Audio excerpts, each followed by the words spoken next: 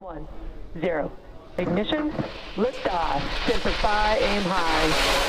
Thank you, Mr. Chairman. First, I'd like to note that as far as the president's arguments about the election and how they turned out, inciting violence, I'd like to point out here that the only violence that I'm aware of has occurred in connection with Antifa, Antifa's response to pro-Trump peaceful rally attenders. So I don't quite understand that. Maybe we'll have a chance to dwell on that more in a minute. But first, I want to talk a little bit about federal law, existing federal law, and what it requires. Section 5 of the Federal Trade Commission Act prohibits businesses from engaging in unfair or deceptive trade practices. Compliance with this particular law requires that there be some consistency between what a company represents as their practices and their products and what they actually are. In other words, you can't sell one thing and provide another under the guise of providing something different than what's being sold. Both Twitter and Facebook represent and have represented for years to their users, their customers, that they take a neutral approach to election content moderation. However, as we've heard today, and as we will continue to hear today and into the foreseeable future, there are instances in which your platforms are taking a very distinctively partisan approach, and not a neutral one, to election-related content moderation. For example, just days before the election, Twitter suspended the account of Mark Morgan. Now, Mark Morgan is the commissioner of the U.S. Customs and Border Protection Office. And they suspended Commissioner Morgan's Twitter account, specifically for a tweet celebrating the success of the U.S. southern border wall. Apparently, Commissioner Morgan's tweet, his comments about the border wall, violated Twitter platform rules governing what it calls hateful conduct. Now, I've read the offending post, and the offending post from Commissioner Mark Morgan reads as follows. At CBP and the Army Corps of Engineers, continue to build new wall every day. Every mile helps us stop gang members, murderers, sexual predators, and drugs from entering our country. It's a fact. Walls work. Period. Close quote. Mr. Dorsey, can you tell me in one sentence what exactly is hateful about Commissioner Morgan's tweet that I just read? Well, we evaluated this tweet again, and we found that we were wrong. That was a mistake, and it was due to the fact that we had heightened awareness around government accounts during this time. So that was a mistake. We reverted it. Thank you. I appreciate that. We're going to get back to more of that in a minute and get back to the fact that, I understand that mistakes happen. But what we're going to see today is that mistakes happen a whole lot more, almost entirely on one side of the political aisle rather than the other. Now, Commissioner Morgan's statement in that tweet, as was initially taken down, is factual. There's nothing remotely hateful about it, and yet it was taken down. Now, on October 15th, Facebook relied on a third-party fact-checker's assessment to ban 2 advertisements from Facebook for, quote, partly false information. Now, both of these advertisements were factual in nature. They revealed Joe Biden's and Kamala Harris's views on late-term abortion. Joe Biden has stated that he won't accept any restrictions on abortion, and Senator Harris's views are such that she voted against requiring care for a child born alive during a botched abortion. The very next day, the third-party fact-checker issued a statement retracting the assessment and retracting it as erroneous. However, it stunningly took Facebook almost 2 more weeks until October 29th, when voting had already started in many jurisdictions, to lift the ban on these legitimate ads. Ads that the fact checker had already declared a couple weeks earlier were erroneously taken down. So, Mr. Zuckerberg, Why on earth did it take Facebook 2 weeks to correct this error? Senator, I'm not familiar with the details of us re-enabling that ad, so I can follow up with you after. It's possible that this was just a mistake or delay, and unfortunately, when we handle millions or billions of pieces of content a day, while we strive to do as well as possible and be as precise as possible, we will make some mistakes. Thank you. I appreciate your acknowledgement of the fact that there are mistakes. As I've noted previously, those mistakes sure happen a whole lot more on one side of the political spectrum than the other. Now, this is understandable. We're humans, but it's also understandable why this might occur. Maybe some of it has to do with your employees. 92.83% of Facebook employees who donated to federal candidates, they gave to Democrats. At Twitter, it's even more stark than that, as if it could get much more stark, but 99.3% of Twitter employees who donated to federal candidates gave to Democrats. And so these mistakes, they may be mistakes, but they're mistakes that rhyme. They may not repeat themselves, but they rhyme. And the consistent theme happens to be Republicans, conservatives, and pro-life activists.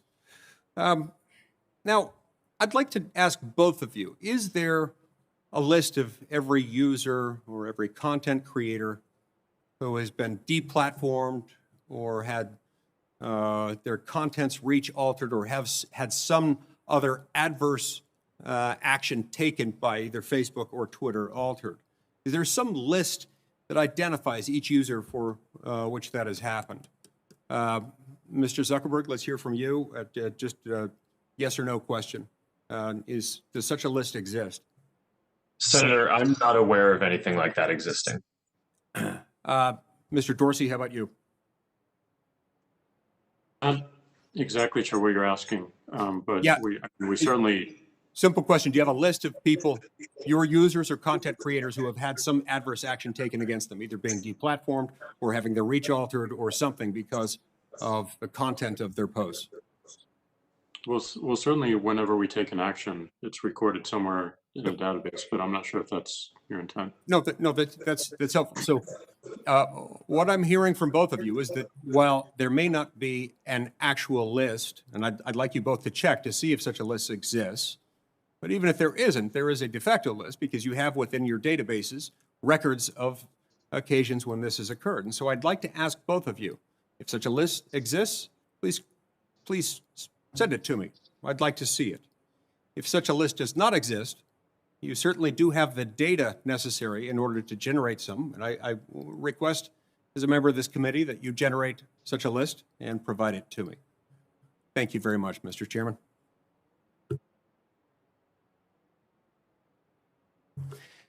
Senator Graham, the chairman of the committee, has stepped out momentarily.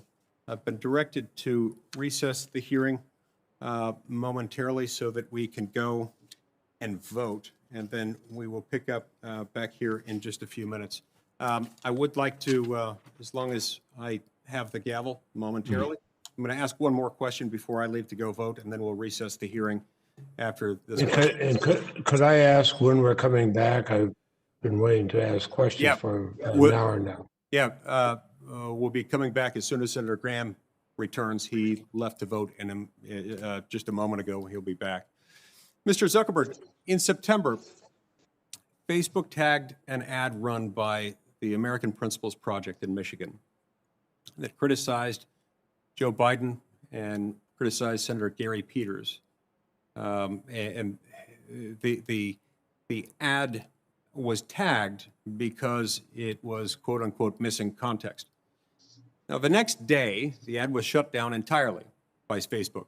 Facebook relied on a supposed fact check from PolitiFact, which is a nice way for you to avoid taking accountability for the problem, except that the fact check in question literally said that the ad, quote, makes, quote, predictions we can't fact check. Apparently, this had to do with lacking context. So when did lacking context become a new standard for political ads? I mean, all political ads, all ads in general, but certainly all political ads lack context. Ben Sasse just finished a resounding victory in Nebraska. And I haven't seen his TV ads, but I'm sure they're brilliant. This guy's made for television.